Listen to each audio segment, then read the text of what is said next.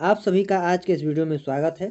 दोस्तों आज के इस वीडियो में हम लोग क्लास 10 का एनसीईआरटी केमिस्ट्री का चैप्टर नंबर 3 जिसका नाम धातु एवं अधातु है, इस चैप्टर से आने वाले सभी महत्वपूर्ण क्वेश्चन को देखने वाले हैं। देखिए इसमें जो क्वेश्चन लिया गया है वो हमारे यूपी बोर्ड या किसी भी बोर्ड, जिस बोर्ड में जो हमारा एनसीईआरटी केमिस्ट्री होगा यानी कि एनसीईआरटी बुक लागू होगा, उस बोर्ड के लिए ये जितने भी हम एमसीक्यू लिए हैं, एमसीक्यू प्रश्न, वो सभी महत्वपूर्ण तो है ही, लेकिन इसके अलावा जिन जिन परीक्षाओं में हमारे जनरल साइंस से क्वेश्चन पूछे जाते हैं, उन परीक्षाओं के लिए भी इसमें लिया गया जो प्रश्न है वो महत्वपूर्ण है। तो चलिए हम लोग पहला प्रश्न चालू करते हैं, यानी कि देखते हैं पहला प्रश्न क्या है हमारा। प्रश्न यह है कि पीतल किसका मिश्र धातु है, यानी कि पीतल को बनाने के लिए किन दो या दो से अधिक तत्वों का उपयोग होता है या धातुओं का उपयोग होता है। तो हमें ऑप्शन में दिया गया है, ए ऑप्शन में तांबा कामा या प्लस टीन, बी में दिया है जिंक प्लस टीन, सी में दिया है तांबा प्लस एल्युमिनियम और डी में दिया है इनमें से कोई नहीं। तो दोस्तों जो पीतल होता है, पीतल को बनाने के लिए तांबा और टीन को उपयोग में लिया जाता है, यानी कि पीतल जो है हमारा तांबा और टीन का मिश्र धातु होता है, जो कि ऑप्शन नंबर हमारा ए सही होता है। ठीक, दूसरा नंबर हमारा क्वेश्चन यह है कि इनमें से कौन सी अधातु है जो कमरे के ताप पर द्रव होती है। ऑप्शन ए में दिया है मरकरी, बी में दिया है सल्फर, सी में दिया है ब्रोमीन और डी में दिया है कार्बन, यानी कि कौन सी ऐसी अधातु है जो कमरे के तापमान पर द्रव अवस्था में रहती है। तो इसका ऑप्शन नंबर हमारा सी ब्रोमीन हो जाएगा, यानी कि ब्रोमीन एक ऐसी अधातु है जो कमरे के तापमान पर द्रव अवस्था में रहती है, यानी कि आप लोग नॉर्मल तापमान पर ले जाइएगा तो वो द्रव अवस्था में होती है। ठीक, तो चौथा क्वेश्चन हमारा यह है कि वो कौन सी अधातु है जो चमकीली होती है, यानी कि इनमें से कौन ऐसी अधातु है जो चमकीली होती है। जैसा कि हम लोग जानते हैं कि सामान्यतः जो अधातु होती है वो चमकीली नहीं होती है, यानी कि अधातु चमकीला नहीं होता है।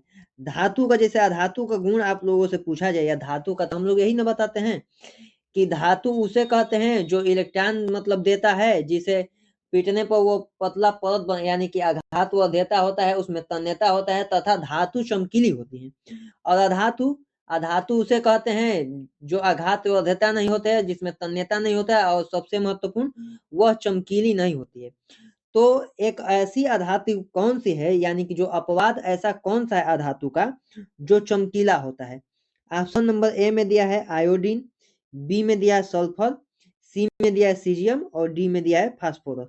तो इसका उत्तर हमारा ए हो जाएगा, यानी कि जो आयोडीन है वह एक ऐसा अधातु है जो चमकीली होती है। यहाँ पर आप लोग आयोडीन को देख सकते हैं कि आयोडीन कैसा है, तो इसका ऑप्शन नंबर हमारा ए सही होता है। चौथा हमारा यह है कि इनमें से कौन सा एक विद्युत का सुचालक अधातु है, यानी कि फिर वही बात, यानी कि अपवाद वाला। देखिए जो धातु होते हैं वो विद्युत के सुचालक होते हैं, अधातु विद्युत के सुचालक नहीं होते, लेकिन एक ऐसा कौन सा अधातु है जो विद्युत का सुचालक होता है, यानी कि अपवाद।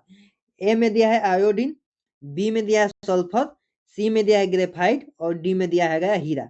तो जैसा कि हम लोग जानते हैं दोस्तों, जो ग्रेफाइट होता है वो विद्युत का सुचालक होता है, यानी कि अधातु होते हुए भी वो विद्युत धारा को प्रवाह कर देगा। आप लोग ग्रेफाइट ऐसा इस प्रकार से रोल में देखे होंगे, जो रोल का निब होता है काला काला, वो ग्रेफाइट होता है। ठीक ना, तो अगर आप लोग बड़े बड़े मोटर देखे हों जिसमें सर्पी वलय आदि होते हैं, उनमें जो करंट के लिए इस तरह से लगाया जाता है और इस तरफ जो होता है, ये जो दोनों होता है यह ग्रेफाइट ही होता है। ठीक ना, यहाँ पर आप लोग देख सकते हैं। ठीक, तो ऐसा ग्रेफाइट ही ऐसा है जो विद्युत का सुचालक कर सकता है, अन्य नहीं कर सकते। ठीक, तो इसका ऑप्शन नंबर हमारा सी सही होगा।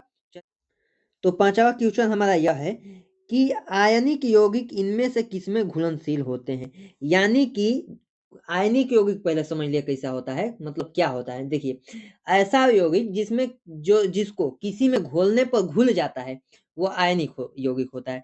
जैसे हम लोग जानते हैं चीनी, चीनी को आप घोलिएगा तो घुल जाएगा ना, आयनिक यौगिक है। नमक, नमक को भी घोलिएगा तो घुल जाता है। तो उसी प्रकार से इनमें से किसमें आयनिक यौगिक घुल जाता है। पहला दिया है पेट्रोल, यानी कि ए नंबर में, बी में दिया है जल, सी में दिया है केरोसिन और डी में दिया है बेंजीन। तो दोस्तों जितने भी घुलने वाले चीज होते हैं वो न ही पेट्रोल में घुलते हैं, न ही केरोसिन में, न ही बेंजीन में। केवल किस में घुलते हैं? ऑप्शन के अनुसार जल में घुलते हैं। ठीक, तो इसका ऑप्शन नंबर हमारा बी सही हो जाएगा, जल।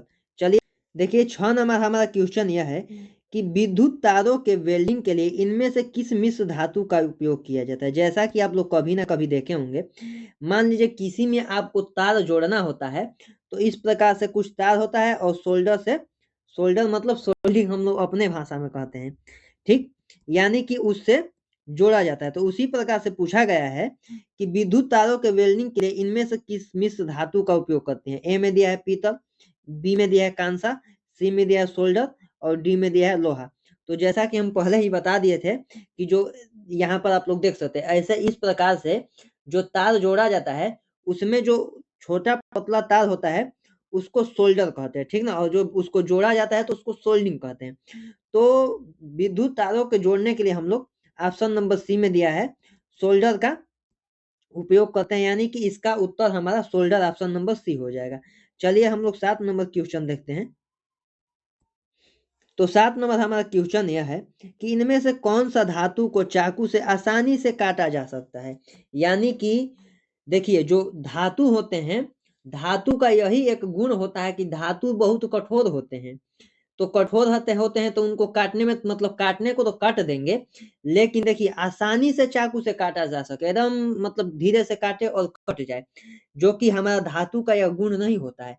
लेकिन इनमें से कौन सा ऐसा एक धातु है जिसे आसानी से चाकू से काटा जा सकता है। ठीक ना, ऑप्शन नंबर ए में दिया लोहा, बी में दिया है तांबा, सी में दिया है पीतल और डी में दिया है सोडियम।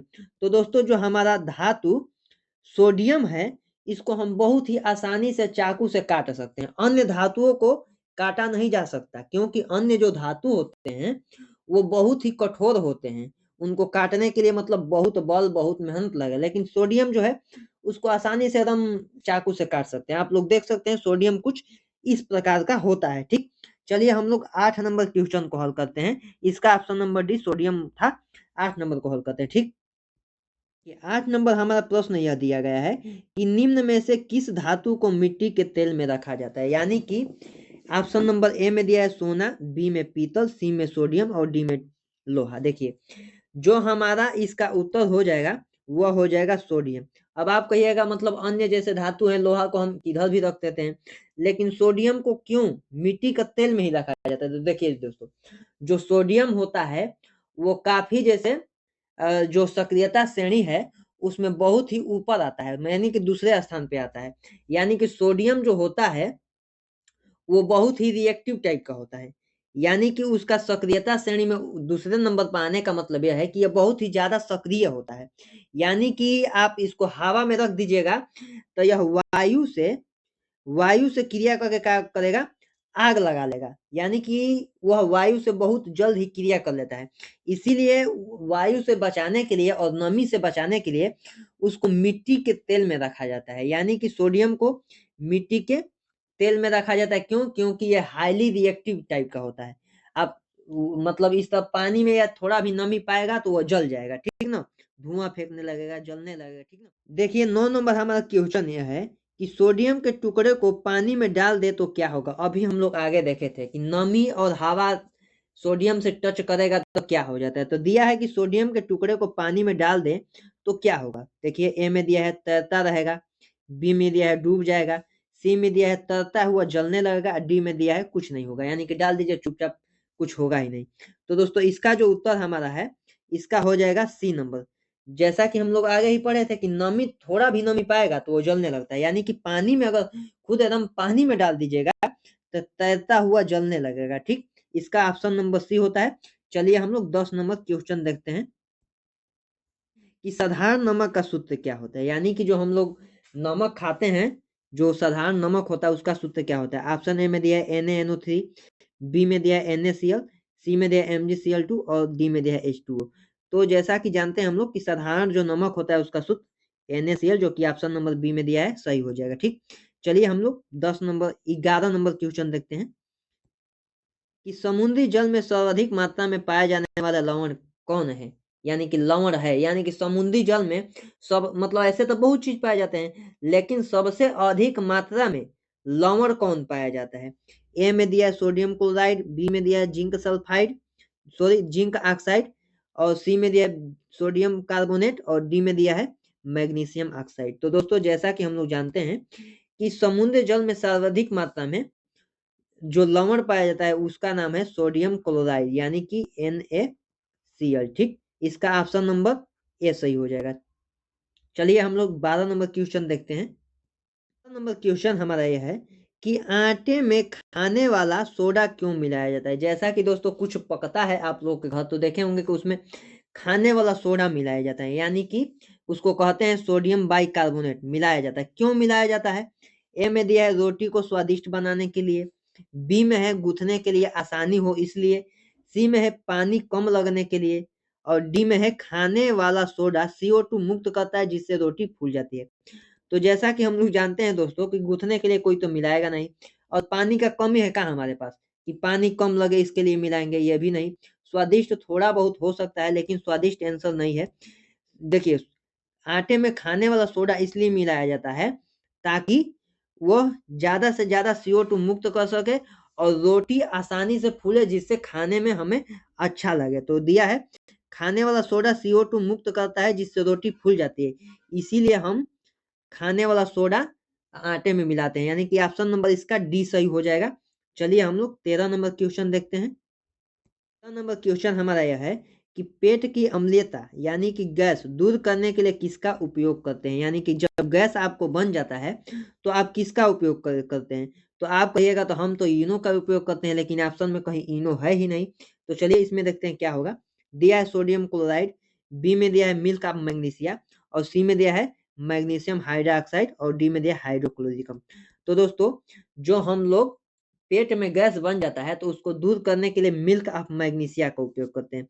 और दोस्तों जो मिल्क ऑफ मैग्नीशिया होता है वो इनो में मिला होता है, यानी कि इनो बनाने के लिए उसमें मिल्क ऑफ मैग्नीशिया का उपयोग किया जाता है। ठीक, यानी कि आप इनो ना पी के सीधे मिल्क ऑफ मैग्नीशिया घोल कर पी ले तो भी आपका जो पेट की अम्लीयता है वो दूर हो जाएगा। ठीक दोस्तों, मिल्क ऑफ मैग्नीशिया इसका उत्तर हो जाएगा, और इनो में मिल्क ऑफ मैग्नीशिया मिलाया जाता है। ठीक, तो इनो कहिए वो भी होगा, ये भी सेम है। ठीक ना, आगे हम लोग 14 नंबर क्वेश्चन को देखते हैं।